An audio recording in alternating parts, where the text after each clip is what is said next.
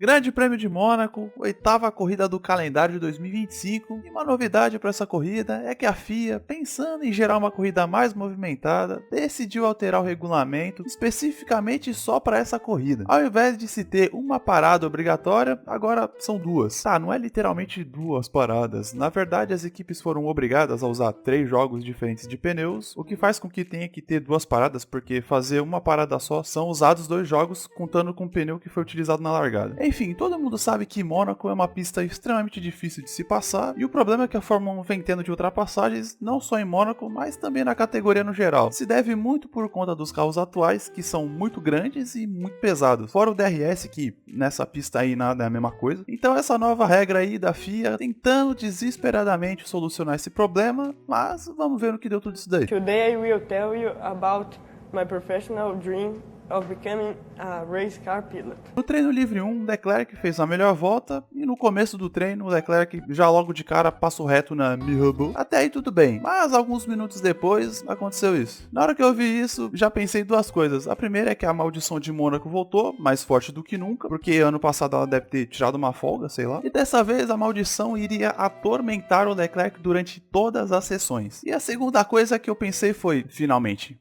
a primeira estrolada do ano. E acreditem se quiser, essa tentativa de homicídio do Stroll gerou para ele apenas uma posição no grid. Seguindo em frente, o Lewis Hamilton literalmente decolou na curva da piscina porque ele bateu a roda no guardrail, não fez a curva direito e passou por cima da salsicha. E vocês sabem muito bem que uma salsicha faz com carro de fórmula. Bom, fora isso, alguns pilotos passaram reto na Saint-Devoux. Como eu já tinha dito, Leclerc em primeiro, Verstappen em segundo e o Norris em terceiro. No treino livre 2, de novo, o Monegato fez o melhor tempo, Piastri em segundo, Hamilton em terceiro. A Ferrari aí, bicho, vai voltar, hein? Piastri, que apesar de ter terminado em segundo, bateu à frente do carro e teve que voltar aos boxes para trocar de asa. E o Hadjar bateu a roda traseira na chicane e ficou um tempo no box, mas conseguiu voltar para a pista. Nesse treino teve um momento que eu dei uma leve risada com essa indignação do Verstappen com o colapinto que atrapalhou a volta dele. Moleque, só faltou o Verstappen descer do carro e bater no cara. Fora isso, o Berman tomou 10 posições de punição do grid por ter ultrapassado sob bandeira vermelha, e o Stroll só tomou uma. No terceiro e último treino, praticamente no finalzinho da sessão, o Hamilton na Massenet acabou escorregando, bateu o carro no muro, o pneu não tancou a pancada e saiu do carro e foi fim de treino. Melhor tempo pro Leclerc de novo, com o Verstappen em segundo e o Norris em terceiro. Leclerc liderou todos os treinos e agora vamos ver como é que foi a classificação. No Q1, Kimi Antonelli bateu na chicane, praticamente igual ao Hadjar, mas ele bateu no final do treino, então por mais que tenha batido, ainda assim passou pro Q2, o que é uma pena, porque o Bortoleto ficou justamente em 16º, atrás do Antonelli. Os outros eliminados foram Berman, Gasly, Stroll e o Colapinto, que não descolou do fim do grid o final de semana inteiro.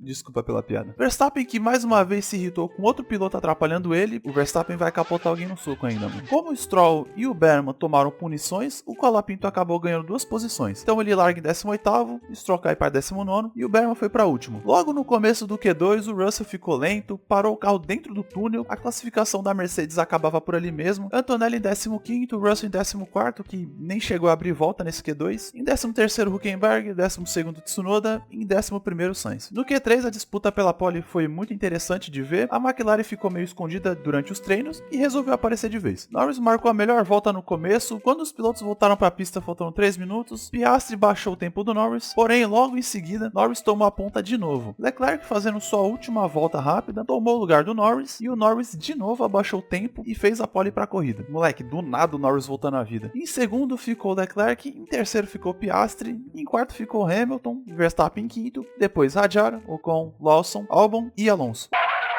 Opa, tô passando aqui rapidinho só pra dizer que eu errei na hora de falar a posição dos pilotos. Como vocês estão vendo aí na imagem, na verdade o Alonso ficou em sétimo, o Ocon ficou em oitavo, depois o Lawson e depois o Albon. É só isso mesmo. Volta pro vídeo. Porém, depois da sessão ter acabado, o Hamilton tomou uma punição de 3 posições por atrapalhar o Verstappen na classificação. E o Stroll só tomou uma. Tá bom, ele tomou 4 na verdade, porque na classificação o Stroll tomou outra punição por atrapalhar o Gasly. Vamos pra corrida. Norris, pra variar, deu uma pipocada na largada, que novidade. Mas como a primeira curva de Mônaco é bem pertinho, o Norris ainda assim conseguiu ficar em primeiro. Ele fritou o pneu para ficar em primeiro? Fritou, mas isso o que importa é ficar na frente, porque em Mônaco passar a primeira curva em primeiro é praticamente vitória. Bortoleto fez ultrapassagem em cima do Antonelli no hairpin e logo em seguida na Portier o Antonelli retomou a posição. Assim, ele deu uma forçada na amizade aqui, mas tudo bem. O Bortoleto também deixou uma rodovia aberta pro Antonelli passar. Bortoleto foi pro box trocar a asa dianteira e os pneus. E já na primeira volta já tinha gente entrando nos boxes para poder se livrar das trocas obrigatórias. Depois disso, o Gasly atropelou o Tsunoda na chicane, a suspensão quebrou e ele ainda conseguiu levar o carro de volta para os boxes. O Alonso também abandonou a prova por causa de quebra no motor e depois disso a corrida ficou uma bosta. Cara, na moral, que corrida feia. O que a FIA tá fazendo com a Fórmula 1 deveria ser passível de prisão. Eu quero saber quem foram os responsáveis por essa ideia horrível de colocar duas paradas na corrida. Não teve corrida, parecia mais um jogo de estratégia do que automobilismo. Tinha piloto na pista andando lento só para favorecer o companheiro de equipe, Lawson, Albon, Sainz e o Antonelli no final da corrida. Russell cortando a chicane de propósito porque ele não aguentava mais ficar atrás do Albon. Verstappen trocando o pneu na última volta. Chegou num determinado momento da corrida que eu nem sabia mais quem tava na frente, quem era retardatário. Praticamente o grid inteiro tomou uma volta. Cara, essa corrida foi uma bagunça e não no bom sentido. Uma bagunça no pior sentido da palavra. Parecia um monte de bêbado que decidiu ir pra Mônaco correr uma etapa de Fórmula 1. O Albon literalmente deixou o Sainz passar só pra poder segurar o pelotão inteiro pro Sainz fazer a parada dele e se manter na frente. Ou seja, as equipes e os pilotos estavam mais preocupados em andar lento do que acelerar. Pô, foi a volta de apresentação mais longa da história. A era do reabastecimento voltou e a gente nem percebeu. Cara, sinceramente, não tem mais nada pra falar dessa corrida. Parabéns aos envolvidos aí. Baitelli. Pô. Bom, eu vou dizer agora os destaques positivos e negativos da corrida. Primeiro destaque positivo é óbvio que é o Norris. O cara ressurgiu das cinzas e eu nunca nem imaginaria o Norris fazendo a pole e vencendo a corrida. E ainda fazendo a melhor volta e quebrando o recorde da pista na classificação. Final de semana praticamente irretocável do Norris. Com essa corrida aí ele ficou no cangote do Piastri, 3 pontos só de diferença no campeonato. E no GP da Espanha, que é a próxima corrida, finalmente os carros vão ter que tirar essa tal asa flexível. Então pode mudar completamente a ordem de forças do campeonato, ou pode não mudar absolutamente nada também. Mas tá aí o Norris pra mim fazendo o melhor final de semana dele na Fórmula 1. Outro destaque positivo vai pra Racing Bulls e pro Hadjar, que fez de longe a melhor estratégia da corrida. Não teve corrida praticamente, né? Foi um jogo de xadrez essa merda. O Lawson foi praticamente sacrificado pela equipe para favorecer o Hadjar, e até mesmo o Lawson, que foi sacrificado, conseguiu pontuar. Inclusive, pontuou pela primeira vez dele no ano. E o Hadjar, que classificou em sexto, e convenhamos que o cara tá sendo o melhor rookie da temporada. E nessa corrida teve sua melhor posição do grid. Pra quem viu o Hadjar batendo na volta de apresentação na Austrália e agora tá vendo isso, nem vai acreditar. O último destaque vai pra Williams e seus dois pilotos. O pessoal da Williams, no melhor estilo Kakashi, viu a estratégia da Racing Bulls e não só copiou, como melhorou a estratégia deles. Rapaziada, seguinte, e se a gente trocar o Albon e o Sainz de posição e fazer o Albon segurar geral? No final das contas, os dois carros pontuaram. Uma menção honrosa aqui pro Ocon, que classificou em oitavo e terminou em sétimo na corrida e levou 6 pontos para casa. E abrindo os destaques negativos, vamos começar pela grandiosa Mercedes, que também copiou a estratégia da Racing Bulls. Só que assim, as duas Racing Bulls e as duas Williams fizeram essa estratégia quando ambos os carros estavam na zona de pontuação. E a Mercedes, com ambos os carros fora da zona de pontuação. Aí você se pergunta, o que aconteceu? Eles continuaram fora dos 10 primeiros, deixaram para fazer a troca no final da corrida. O Russell ficou em 11º e o Antonelli ficou em último. E essa foi a corrida maravilhosa da Mercedes.